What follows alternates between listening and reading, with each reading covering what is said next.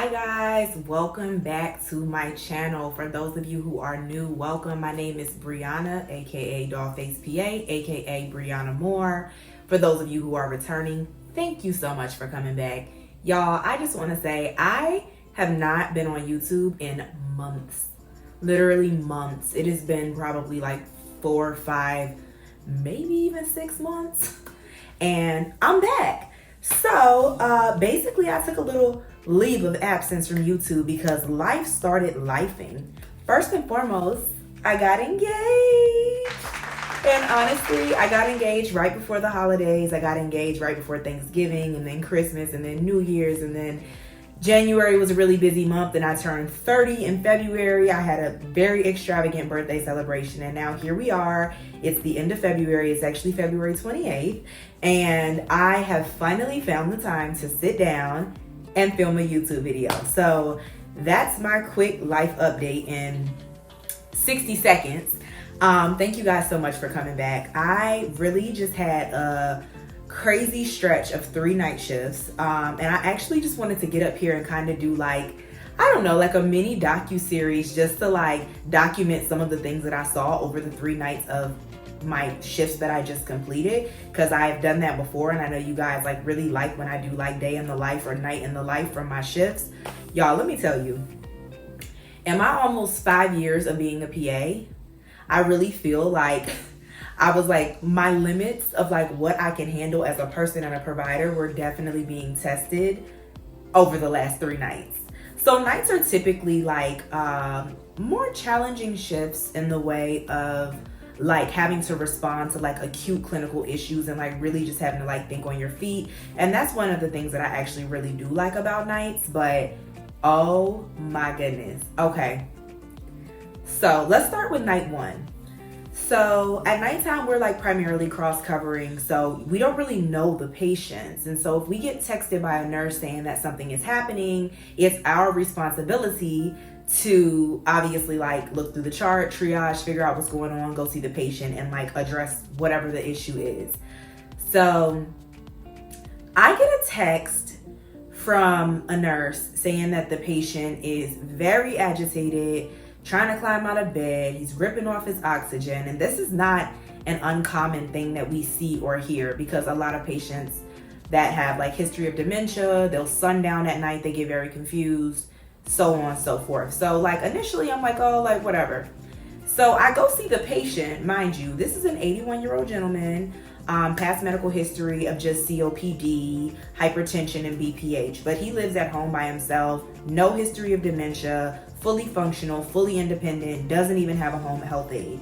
So I go into the room, and the first thing I notice is that he is extremely agitated. And my initial thought is like, oh, maybe he's delirious, like we've been giving him IV steroids for his COPD exacerbation, but like his respiratory status was just a little bit concerning to me. He was on 15 liters non-rebreather, 10 liters nasal cannula, and is still satting at best around like 89. Granted, the tracing is like plus or minus because he's like ripping things off. He's super agitated. So like that was kind of like not really like, it wasn't really clear if this was like a real hypoxia or not, but nonetheless, the patient was like literally losing his mind. So he's Spanish speaking. I asked him like a few questions in Spanish. I'm like, do you know where we're at? He's like, no. He couldn't even tell me his name. So like, it was clearly documented in the chart that the patient was previously ANO times 3. Now I'm walking into acute agitation, acute mental status change. He's ANO times 0, probably because he's hypoxic. But I was just like, okay, like first things first, like let's try to get the oxygen up. We're like trying everything, we can't get it up. So we end up having to put him on high flow. We have him on like max high flow. It escalated very quickly. He's on max high flow. We're doing all the things, get him Rainbow Labs. I get an ABG. His ABG looks pretty bad actually. I think the pH was like 7.2. CO2 was like in the 40s. He wasn't really that hypercarbic, especially looking at his trend. It looked like he had been a lot more hypercarbic in the past. But his PO2 on the ABG was 53. And that was on high flow nasal cannula. So I'm like, okay, he is truly hypoxic. So We were able to get his stat up to like 93 on high flow, but I was like, okay, this is going to be an ICU type of escalation. So I go talk to the ICU attending, which is actually one of our hospitalists who also moonlights in the ICU. He comes to see the patient with me, and immediately he's like, the patient needs to be intubated. And I'm just like, oh my goodness, okay. So we were able to stabilize him to where he didn't have to be intubated on the floor. We were able to safely move him to the ICU. And ultimately, I don't think he ended up being intubated. They were able to kind of like keep him at bay on high flow. But long story short, we ended up getting a chest x-ray. He has a terrible pneumonia. So he is currently in the ICU, stable-ish, not intubated, on high flow, being treated for a terrible pneumonia, superimposed from this COPD exacerbation. So that was the first night. My little bit of excitement, had to transfer to the ICU. That'll always get you a little bit worked up. Night number 2, I get called by the nurse about a patient who is again having acute agitation. She's climbing out the bed. She's screaming, help me. She's saying that she can't breathe. I'm like, okay, let me look at the chart. So this lady, she's 78 years old, has an extensive cardiac history, has had MIs in the past, had a drug-eluting stent, on aspirin, on Brilinta. She basically presented initially to the ED with shortness of breath, chest pain, found to have another in STEMI. Just given her age and overall goals of care, the family opted to not have the patient go to cardiac cath, so they were just managing this in STEMI medically. She was on statin, she was on aspirin, she was on Brilinta. That was it. So that's pretty much her history. So I get to the bedside, and this lady is very agitated, climbing out the bed, yes, but still like very with it. She's like grabbing me, like screaming, help me, I can't breathe. And like, she is hypoxic, like she's on non-rebreather, but I see her desatting into like the 70s, 60s. So I'm like, this is a rapid response. So they do the overhead call for rapid response. It's really, really hard to get her vitals. It's hard to get her blood pressure. It's hard to get any vitals because she's so agitated. She's hitting us, she's punching us, she's twisting her arms around. But we ultimately got a blood pressure. Oh, and I'm sorry, let me back up a little bit. In the setting of all this, she's also tachycardic in like the 150s. It's really hard to interpret that number when somebody is so agitated, but nonetheless, she's very tachycardic. She's also hypertensive, like 190s over like 110s. That's also a little bit hard to interpret in the setting of severe agitation, but the patient is extremely hypoxic. So we're doing all the stuff trying to get her, oxygen back up. She's like complaining of chest pain, saying that it's radiating into her ear. So naturally, given her history, like there's concern that like there's an evolving cardiac event that's actually happening. So like, she's so agitated, we can't even get the EKG. We're trying to put the leads on her. She's ripping the leads off. So we're like trying to sedate her in the setting of like trying to like get all these things done, trying to draw troponin, trying to draw labs, trying to draw everything.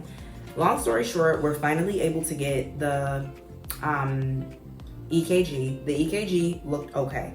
Her troponin was also like in the 200s, which the day before it had been in the 800s. So if anything, it was downtrending. So we're like, okay, I don't really think this is like an active like cardiac event that's happening, but because she was so hypoxic, like literally gasping for air, and her pressure was so high, we're like, oh my gosh, I think this lady is like flashing, having like a flash pulmonary edema event. So on the floor, the patient is started on a nitro drip, which brought her pressure down nicely. We put her on BiPAP. We gave her Lasix. In the setting of this whole rapid response, a chest x-ray is shot, and you can clearly see there's pulmonary edema on the chest x-ray, which confirms our suspicion that she might have flashed, given her pressure was so high. So pressure was super high. We put her on the nitro drip. Pressure starts to come down nicely. We gave her Lasix. We put her on BiPAP. We actually had to end up putting her on restraints because she's still so agitated. She's like ripping the BiPAP off. So with a little bit of sedation and restraints, we were able to keep her on the BiPAP machine. We gave her, what did we give her? I think 125 of Lasix she got a hefty dose of Lasix. Maybe it was 120 or was it 80? I don't remember. She got IV Lasix, BiPAP, nitro drip, and she responded very well. By the next day, she was weaned to like 3 liters. In the setting of all of this, we called the family, let the family know what was going on. Because initially it was like a question of, okay, well, if she doesn't respond to these therapies, what is the next step? Because the patient is confirmed DNR DNI, so we wouldn't be intubating her or anything like that. But thankfully, she did respond to what we were doing. But that was like a lot of excitement, because initially when I walked in the room, I was like, I don't know what's going on. My mind initially went to, oh my gosh, this lady is having a cardiac event, but like she's already like on medical management for an STEMI. And it turns out that it wasn't an STEMI. And so let me back up. I think I forgot to say, initially when I was saying her history, she was being treated for an STEMI with heparin drip. So I just like, I don't really know what else to do. But turns out it wasn't an STEMI, she flashed. And so yeah, ongoing goals of care conversations with her family, because if she's not gonna go to CAF, this type of situation will likely happen again and again and again. But that was my excitement for the second night. Third night's a charm.